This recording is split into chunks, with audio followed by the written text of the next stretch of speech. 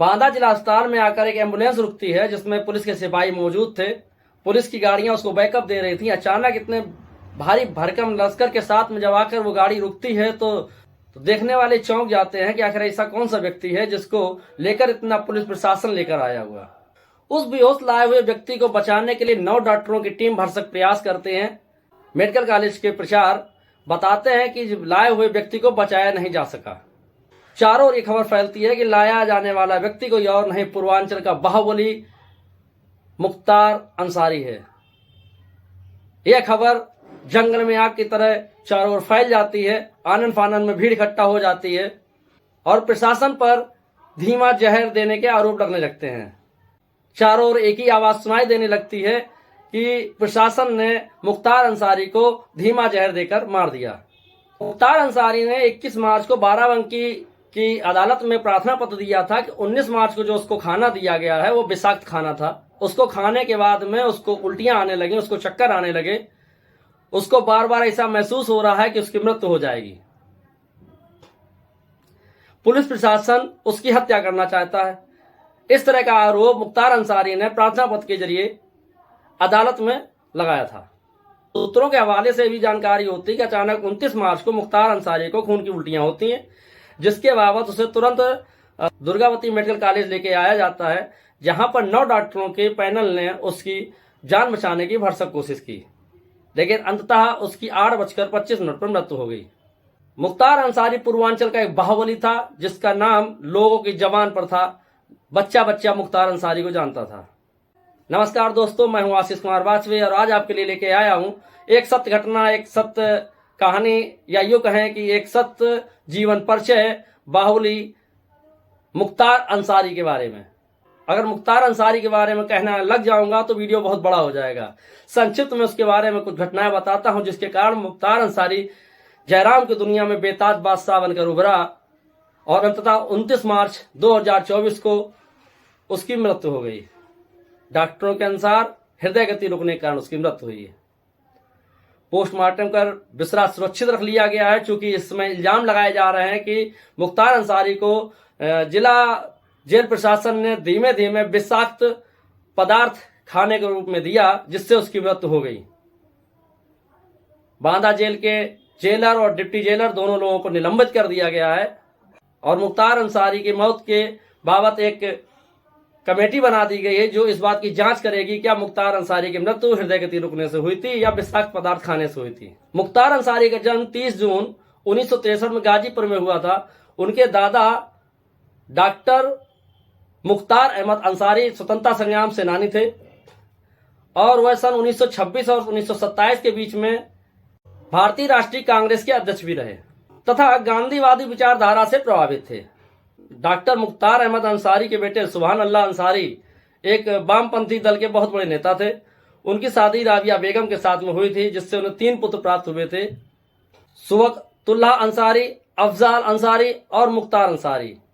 मुख्तार अंसारी सबसे छोटा था, लेकिन जयराम की दुनिया में सबसे बड़ा और बेताज बादशाह बनकर उभरा था। मुख्तार अंसारी की शुरुआती पढ़ाई यूसुफपुर गांव में तथा इसके बाद स्नातक और परा स्नातक की पढ़ाई गाजीपुर विद्यालय से हुई थी। मुख्तार अंसारी की शादी आफसा अंसारी के साथ हुई थी और इस समय आफसा अंसारी पर भी कई मुकदमे दर्ज हैं। पुलिस के द्वारा वह फरार घोषित है। इस समय आफसा अंसारी पर 75,000 रुपए का इनाम यूपी पुलिस के द्वारा घोषित किया जा चुका है। मुख्तार अंसारी के भी 2 पुत्र हुए, अब्बास अंसारी और उमर अंसारी।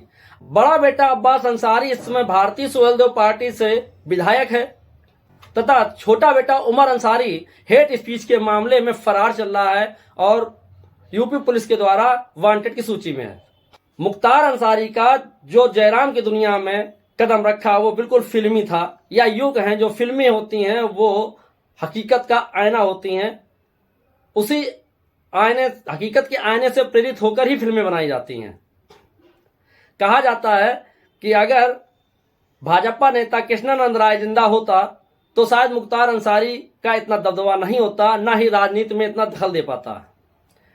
मुख्तार अंसारी के सबसे बड़ा जो रोड़ा था वो भाजपा नेता कृष्णानंद राय था और कृष्णानंद राय को और उसके साथियों के साथ में मुख्तार अंसारी ने गाजीपुर में आउटर पर धोखे से गोलियों से भुंजवा दिया था।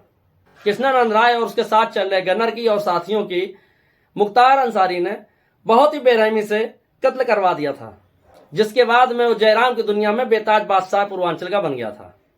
इसके बाद मुख्तार अंसारी को रोकने वाला कोई नहीं था। जयराम की दुनिया में उसके कदम बढ़ते ही चले गए। कृष्णानंद राय से भी उसकी दुश्मनी जो हुई थी उसका भी एक अलग कारण था। पूर्वांचल में 90 के दशक में साहब सिंह और मखनू सिंह के नाम के 2 गैंग सक्रिय थे। मुख्तार अंसारी मखनू गैंग का सक्रिय सदस्य बन गया था। साहब सिंह की गैंग में तिब्बत सिंह और ब्रजेश सिंह थे। मुख्तार अंसारी ने साधु सिंह के साथ मिलकर मंडी ठेकेदार सच्चिदानंद की हत्या कर दी थी। इसके बाद में तिब्बत सिंह के भाई जो कि उत्तर प्रदेश पुलिस में सिपाही था, उसकी भी निर्दयता पूर्वक हत्या कर दी, जिसका बदला लेने के लिए तिब्बत सिंह ने ब्रजेश सिंह के साथ मिलकर साधु सिंह की हत्या कर दी। चूंकि ब्रजेश सिंह कृष्णानंद राय का बहुत ही करीबी था, अतः कृष्णानंद राय और मुख्तार अंसारी के बीच में भी दुश्मनी हो गई। चूंकि साधु सिंह का खात्मा हो चुका था तो मुख्तार अंसारी को रोकने वाला कोई नहीं था और मुख्तार अंसारी स्वयं में एक बाहुबली बनकर उभरा था। चूंकि उस कृष्णानंद ही या मुख्तार अंसारी के राह में रोड़ा बन रहे थे, तो मुख्तार अंसारी ने कृष्णानंद राय की और 7 लोगों की हत्या गाजीपुर में करवा दी थी। यह हत्या उस समय बहुत ही ज्यादा चर्चित हुई थी, लेकिन मुख्तार अंसारी पर किसी भी प्रशासन या सरकार में इतनी हिम्मत नहीं थी जो कोई कार्रवाई कर सके।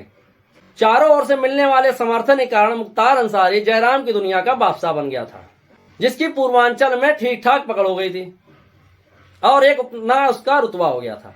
मुख्तार अंसारी का नाम 14 अक्टूबर सन 2005 को सबकी जुबान पर आ गया था, भारत के कोने कोने में फैल गया था, जब मुख्तार अंसारी मऊ दंगे के दौरान कर्फ्यू लगे होने के बावजूद भी अपनी खुली जीप में नंगी पिस्टल लेकर मऊ की सड़कों पर घूमा करता था। हुआ यह कि मऊ के शाही कटरा मैदान में उस समय रामलीला का मंचन चल रहा था। भोर का समय था और भारत मिलाप का प्रोग्राम चल रहा था। भारत मिलाप का जो प्रोग्राम होता है वो रामलीला में बहुत ही मार्मिक दृश्य होता है। उस दृश्य को देखने के लिए रामलीला के शौकीन हजारों की संख्या में मौजूद थे। लेकिन उसी समय वहीं पास के मदरसे से निकलने वाले कुछ शरारती तत्वों ने माइक के तार खींच दिए, जिससे विवाद बढ़ गया। विवाद इतना ज्यादा बढ़ा कि रामलीला कमेटी को निर्णय लेना पड़ा कि अब वो रामलीला नहीं कराएंगे जब तक शरारती तत्वों को पकड़ा नहीं जाएगा। पुलिस ने आनन फानन में 2 लोगों को गिरफ्तार कर लिया। दूसरे दिन जब रामलीला हो रही थी तो एक समुदाय के हजारों लोग इकट्ठा हो गए और उन्होंने एक साथ मजहबी नारे लगाते हुए प्रदर्शन करना शुरू कर दिया। इस प्रदर्शन को मुख्तार अंसारी का पूरा सहयोग भी था। मुख्तार अंसारी आगे बढ़कर इस प्रदर्शन का समर्थन कर रहा था। जब दंगाइयों की भीड़ हिंदू घरों और दुकानों की तरफ बढ़ने लगी तो हिंदुओं के नेता अजीत सिंह चंदेल ने जब देखा कि उनका घर घिर गया है, अपने परिवार की और घर की सुरक्षा करने के लिए उन्होंने फायरिंग शुरू कर दी, जिसकी वजह से बवाल बढ़ गया और इस बवाल ने दंगे का रूप ले लिया।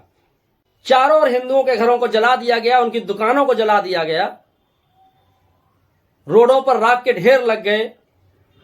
35 दिन तक कर्फ्यू लगा रहा प्रशासन ने, 35 दिन तक कर्फ्यू लगा दिया। 17 लोगों की प्रशासन के अनुसार जान गई, कई घायल हुए। लेकिन उसी दौरान मुख्तार अंसारी अपनी खुली जीप पर हाथों में पिस्टल लिए हुए हथियारबंद साथियों के साथ में कर्फ्यू लगने के बावजूद भी मऊ की सड़कों पर अपनी गाड़ी को दौड़ाता रहा। मुख्तार अंसारी का इतना खौफ था कि जिला प्रशासन भी कर्फ्यू लगने के बावजूद उससे नहीं कह सकता था कि आप अपने घर में आराम करें। जब 35 दिन बाद कर्फ्यू खुला तो मुख्तार अंसारी का नाम पूरे भारत में फैल चुका था। सभी लोगों को पता चल गया था कि पूर्वांचल में एक बाहुबली ने जन्म ले लिया है जिसका नाम मुख्तार अंसारी है। मऊ दंगे के दौरान पूरा शहर मरघट के समान लगने लगा था। जगह जगह पर दुकानें जल रही थीं, राख के ढेर लगे हुए थे। बीएसएफ और आरएफ की टुकड़ियों को लगा दिया गया था, लेकिन फिर भी मऊ दंगा 35 दिन के बाद ही शांत हो सका था। मुख्तार अंसारी ने किस तरह अपनी राजनीति में कदम रखा और राजनीति में उसके कौन कौन गुरु रहे, किसका उसको सपोर्ट मिला, यह सब जानने के लिए चैनल को लाइक शेयर सब्सक्राइब जरूर कर लें। इसके अगले भाग में मैं आपको बताऊंगा कि मुख्तार अंसारी पर किस किस दल के नेता का हाथ रहा, किसकी वजह से फला फूला, और किस नेता के आने के बाद में मुख्तार अंसारी का ग्राफ नीचे गिरा और आज वह सुपुर्दे खाक हो गया है। अगले पार्ट को जानने के लिए चैनल को लाइक शेयर सब्सक्राइब जरूर करें। जय हिंद, जय भारत।